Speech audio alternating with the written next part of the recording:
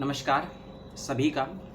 एक सूचना और अपडेट दोनों हैं उन सभी विद्यार्थियों शोधार्थियों के लिए जिन्होंने डॉक्टर बाबा साहेब भीमराव अंबेडकर यूनिवर्सिटी उत्तर प्रदेश यानी कि लखनऊ के उत्तर प्रदेश की जो है, लखनऊ की नहीं उत्तर प्रदेश की है, ठीक है, लखनऊ वाली दूसरी है, यानी कि BBAU, उसके लिए आवेदन किया था और होने वाला है उनका इंटरव्यू, क्योंकि शेड्यूल लगभग सभी डिपार्टमेंट का आ गया है, 2-3 को छोड़कर। एक सूचना कल शाम को प्राप्त हुई और कल शाम को कल रात में एक वीडियो भी आपको मिला होगा मेरा, है ना।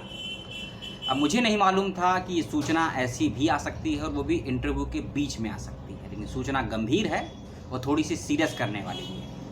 लेकिन इस सूचना का समाधान कई वीडियो में मैं दे चुका हूँ अलग अलग यूनिवर्सिटीज़ के संदर्भ में, लेकिन पहली बार ऐसा हो रहा है बाबा साहेब भीमराव अम्बेडकर यूनिवर्सिटी में, तो इसीलिए सोचा अलग से एक वीडियो इस पर जल्द ही बना दिया जाए ताकि और बच्चों का नुकसान ना हो जिनका भी इंटरव्यू 16 जून के बाद होने वाला है। सूचना ये है कि जो शोध प्रस्ताव होता है जिसको रिसर्च प्रपोजल या सिनॉप्सिस बोलते हैं, यूनिवर्सिटी उसको ऑन द स्पॉट लिखवा रही है इंटरव्यू के दिन।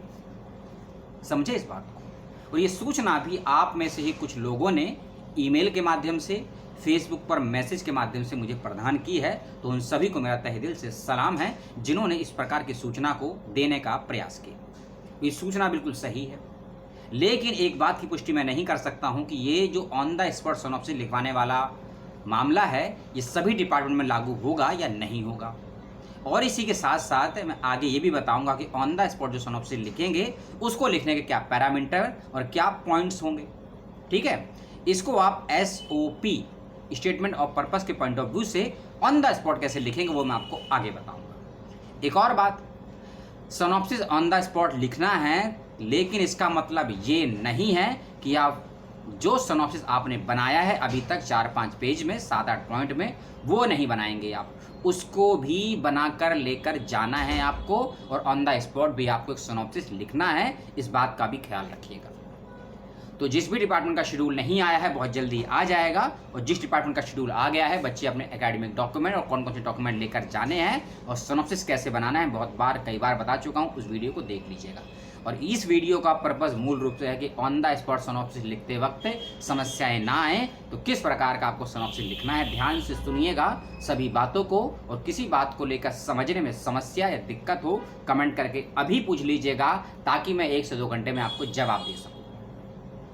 पहली बात, जब आपको ऑन द स्पॉट सिनॉप्सिस लिखने के लिए कहा जाएगा तो मुश्किल से मुश्किल आपको 30 मिनट या 45 मिनट का समय दिया जाएगा।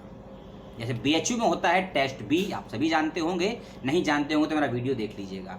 टेस्ट B में जैसा BHU में होता है वैसा ही लखनऊ यूनिवर्सिटी में जो इंटरव्यू से पहले आपसे मांगा जा रहा है सिनॉप्सिस, वो भी सेम इसी प्रकार का है। 30 मिनट से लेकर 45 मिनट का आपको समय दिया जाएगा और 2 या 3 आपको ब्लैंक शीट दी जाएगी, और जो भी आपको ब्लैंक शीट दी जाएगी या जैसी भी शीट दी जाएगी उसी के ऊपर आपको अपना सिनॉप्सिस लिखना है, ठीक है। और जो सिनॉप्सिस आप बनाकर घर से लेकर गए हैं या अपने डिपार्टमेंट को मेल किया है वो भी करना है आपको, अगर आपसे मेल के लिए कहा गया है, ठीक है। अब आते हैं सिनॉप्सिस के पॉइंट्स पर। सबसे पहले आपको अपना विषय लिखना है, जो भी लिखेंगे हिंदी या इंग्लिश में एक भाषा का चयन कीजिएगा। उसके बाद आपको अपने विषय का परिचय, उसकी भूमिका को बताना है कम से कम आधे पेज में, यानी कि 100 से 150 शब्दों में, इस बात का ध्यान रखिएगा। दूसरे वाले पॉइंट पे जाएंगे, उसमें आप बताएंगे कि आप जिस विषय पर शोध करना चाहते हैं या चाहती हैं उस शोध के प्रश्न क्या है, यानी कि शोध विषय के प्रश्न क्या है, रिसर्च क्वेश्चन इसको बोलते हैं, इस बात का ध्यान रखिएगा। या फिर रिसर्च की प्रॉब्लम भी बोलते हैं, प्रॉब्लम ऑफ द रिसर्च या फिर क्वेश्चन ऑफ द रिसर्च। 4, 5, 6, 7, 8, 10 जितने भी आपको प्रॉब्लम लगती है अपने शोध कार्य में, जिनका समाधान आप देंगे अपनी रिसर्च में, उन सभी बातों को आपको लिखना है सेकंड वाले पॉइंट में।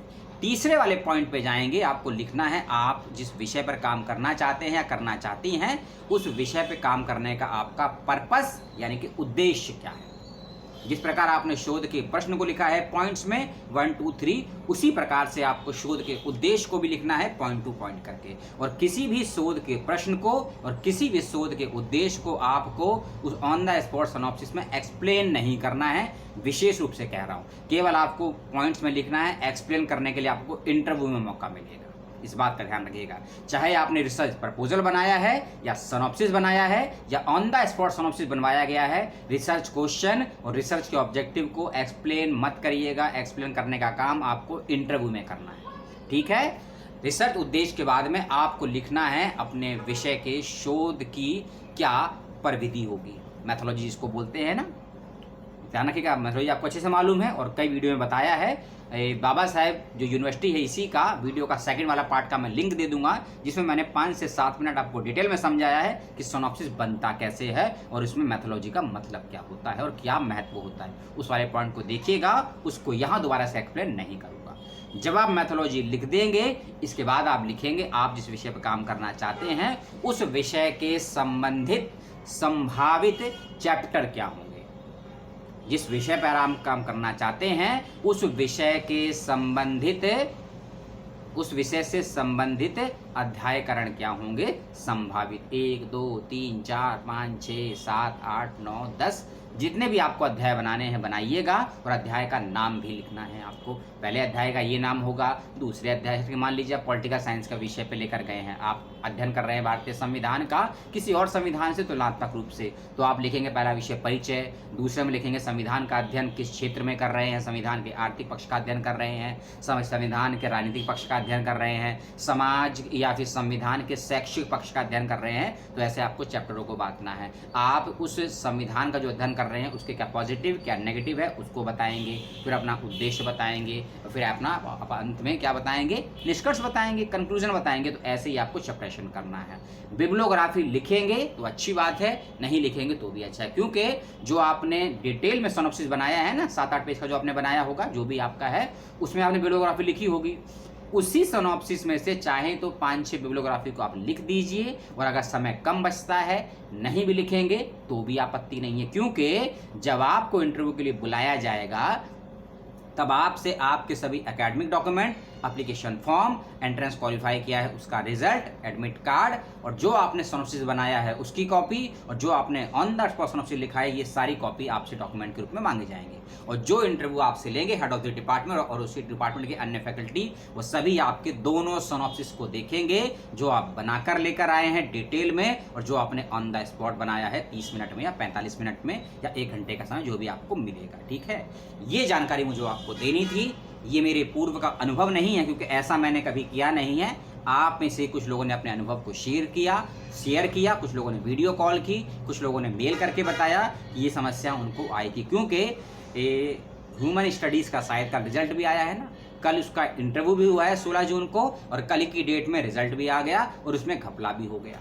घपला क्या हुआ है उस डिपार्टमेंट में और किस बच्चे के साथ हुआ है उसको लेकर कल रात में जो वीडियो अपलोड किया था उसको देख लीजिएगा, उसका भी लिंक आपको दे दूंगा। ऐसी ही घटना यदि आपके साथ घटती है, विश्वविद्यालय के वाइस चांसलर, यूनिवर्सिटी के रजिस्ट्रार, विभाग के विभागाध्यक्ष, एचओडी को तीनों को संपर्क करके बताइए कि ऐसा घटना घटी है, आपके साथ ना हो, ताकि आपका भी समय, पैसा और भविष्य बर्बाद ना हो, क्योंकि देश तो बर्बादी के चरम पर पहुंचने ही वाला है कुछ समय में, और आप और हम केवल देखने के अलावा कुछ नहीं कर पाएंगे, क्योंकि शिक्षा तंत्र में बैठे हुए मंत्रालय के मंत्रियों को प्रत्यक्ष हो या अप्रत्यक्ष रूप से हम ही ने चुना है, और जिसको हम चुनते हैं उसको चुनौती देना बड़ा गंभीर होता है।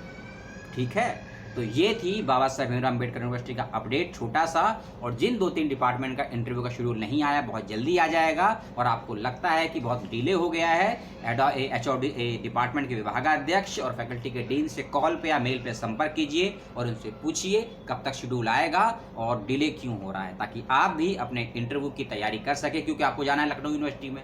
मालूम चला आज है 17 जून और 19 जून को आपका इंटरव्यू है, तो एक दिन में रेलवे का टिकट कैसे करेंगे, बस का टिकट कैसे करेंगे, राजनीतिक माहौल बहुत गर्म है, दंगे हो रहे हैं यूपी में, ट्रेन का टिकट कैसे बुक करेंगे, यदि आप मेरी बहनें हैं, मेरी माताएं हैं, मैरिड हैं, तो आप बच्चे को लेकर कैसे जाएंगे अगर आपके बच्चा है तो ये सब व्यवस्थाएं 2 दिन में नहीं हो सकती है। और यदि किसी के साथ ऐसा हुआ कि किसी का इंटरव्यू 24 घंटे 48 घंटे के बाद है, तो 100% ये है कि आप डिप्रेशन में रहेंगे, और यदि डिप्रेशन में नहीं रहेंगे तो आपका जाना मुश्किल हो जाएगा।